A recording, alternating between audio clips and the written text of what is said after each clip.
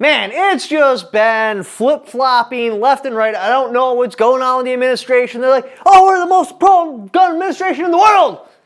And then they'll come out with some crazy stuff that makes me think that they're not. And then, so right now we got a bill coming out, which is pretty freaking awesome. It would actually help us out quite a bit.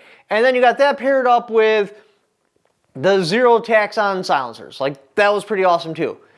So we're going to take a look at a couple of things that's going on right now, but the first thing we need to take a look at that I think should be noticed is, bam, look how freaking awesome this t-shirt is. I'm pretty proud of myself with this one. It turned out really nice. I'm liking it quite a bit. And this is for sale on the merch store, which is onlycatcafes@shopify.com, which I'm permanently demonetized from YouTube, so that is very important. That's how I pay my bills. So if you're thinking about checking it out, please check it out. So let's get on to the video. So we're talking about HR 2189. And as you know, Crump already did a video on this. He did a pretty bang up job, but it's so freaking awesome, I thought I'd come in there myself and talk about how awesome it is. So as we know, gun control relies on word games. Like you don't even have to go to the ATF or recruitment office to know how it is. Turning Americans into felons is my business, ladies, and business is good. I need you to look at all these laws and find new and creative ways to turn Americans into felons. That's what we are doing here today. Let's get it done. You already know that's how it goes, because the stuff they come up with is so off the wall and so crazy and just boom, kicks the legs out from underneath of us like, seems like every couple of months. Now lately they've been on the down low. They haven't really messed with us that much, but we all know it's coming back. The next anti-gun administration that comes in there, boom, all of a sudden, automatic pencils are classified as a machine gun. That's just the way they go in, because that's what they do. That is their job. Their job is to convert lawful American, felon. How do we bring the two together? And that's what they were put into power to do. So, this helps narrow down the word games, because you can't ban guns. Remember the Second Amendment's there. That's consistently upheld. So what you have to do is you have to find new and creative ways to go after them. For example, in the 30s, they were like, hey, we're not banning guns, all right? We just want a tax. Not a ban. Absolutely not a ban. Anybody who wants, they can come pay the tax. And then in 86, they were like, well, you know what? Maybe not everybody can pay the tax. Most people can on some guns. So, you know, we'll collect that tax and we'll do a bunch of paperwork. And if you don't pay that tax, we're not going to go after you as the normal tax penalties, which I believe is like 20% or something like that. No, we're going to hit you with thousands of dollars of fines and throw you in prison. Over $200, because that makes sense.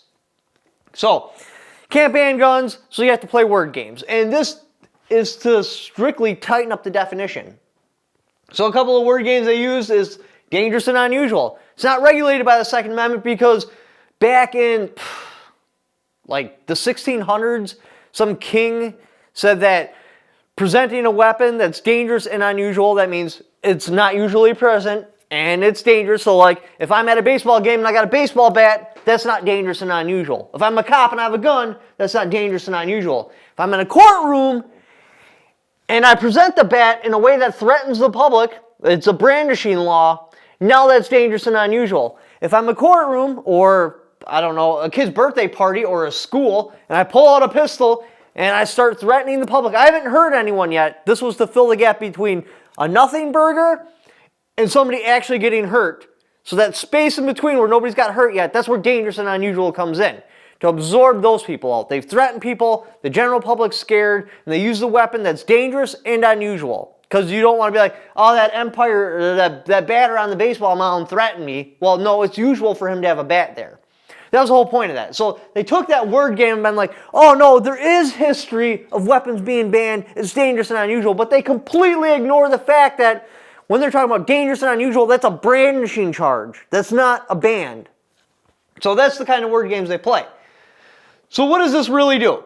So what this is going to do is this is going to tighten up the GCA. Because right now, we don't even know, like it hasn't went to the Supreme Court yet, but the writing on the wall is even a fired casing, like just a piece of brass in the shape of something that can fit in a chamber and could take a bullet, could take a primer, could take powder, would get caught up in 922G.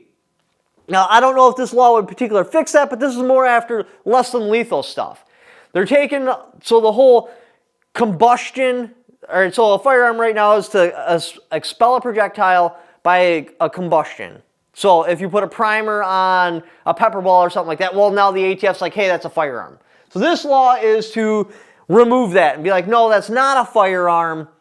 Just because it can expel a projectile by a combustion doesn't mean that that's a firearm. So it's got to actually be, and I didn't really go through the law like through detail to see exactly how it goes, but from my understanding is it's got to take legitimate ammunition as colloquially known, or readily convertible to take legitimate ammunition as we know it. So like a 12 gauge round, a 22 round, a 223 round. It has to actually put out killing power basically. So, what does this do?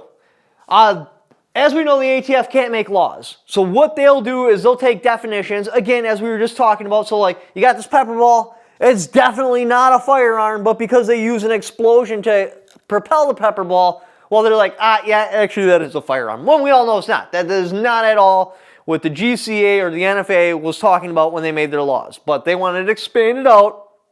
Or for example, tasers, if there's an explosion there to propel the rods, well, that's a firearm. No, that's definitely not a firearm. That's a taser. It's a world of difference. Any novice man, any normal English-speaking person would be able to tell the difference between them. But the ATF's like, well, we got this definition right here, and when we twist it, and we do on a headstand, you squint your eyes really, really hard, yep, that's a firearm.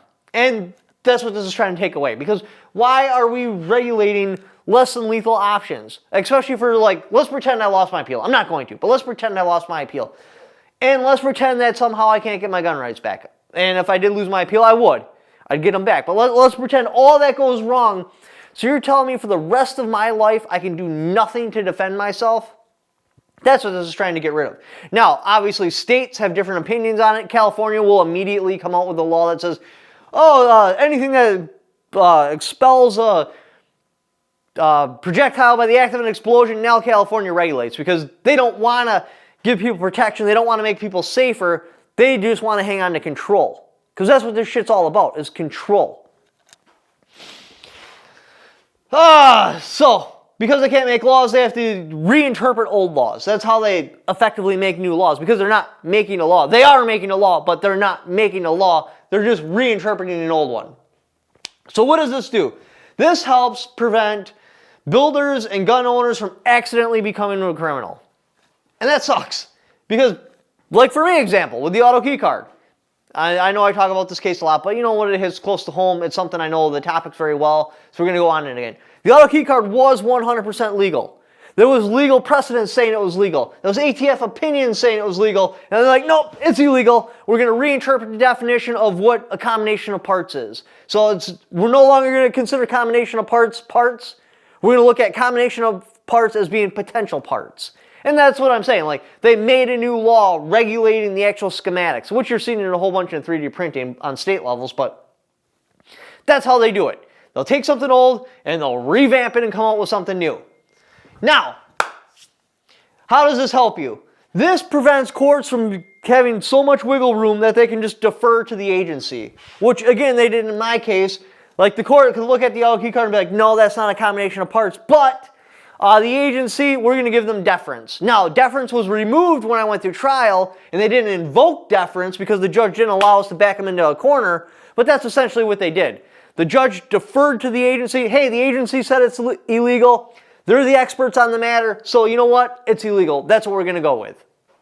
So that's what's going on with that. A little side thing before we wrap up this video. As you guys know, Tim Hoffman, he's been going through a hell of a fight with rear breed triggers, which is disgusting. Rear breed triggers is saying that the super safety is a rear breed trigger. And there was this whole patent dispute. Anyway, he was going to do his own defense by selling super safeties. Well, he lost, and the court said you can't sell those. So now he needs our help. He has two ways you can do it. One, you can jump on his fundraisers Give, Send, Go, which that's a simple, easy way. Just click the button, dink. Or he has files on his website that you can download and purchase. That's another way you can do it. So if you don't want to just donate money, which I totally get that's why I'm doing the merch store instead of donations myself, because it feels cleaner to me. You can actually go and buy product from him. Go and check his store out, buy product. Obviously, this is YouTube. I'm not going to list it. It's all over his X account. So go there. Here's what his X account looks like. Buy some of his product. Anyway, if you like to help support the channel and you don't want to shop at Only Tactical Fans and buy this dope t-shirt, BAM! Another great way you can do it is go down to the description and click on that Amazon affiliate link. Just by clicking on that link, even if you don't purchase what it's for, just clicking on it, doing the Amazon shopping you were already going to do anyway. I'll kick back for it because you came there off my channel. Thank you for watching. Don't forget to subscribe.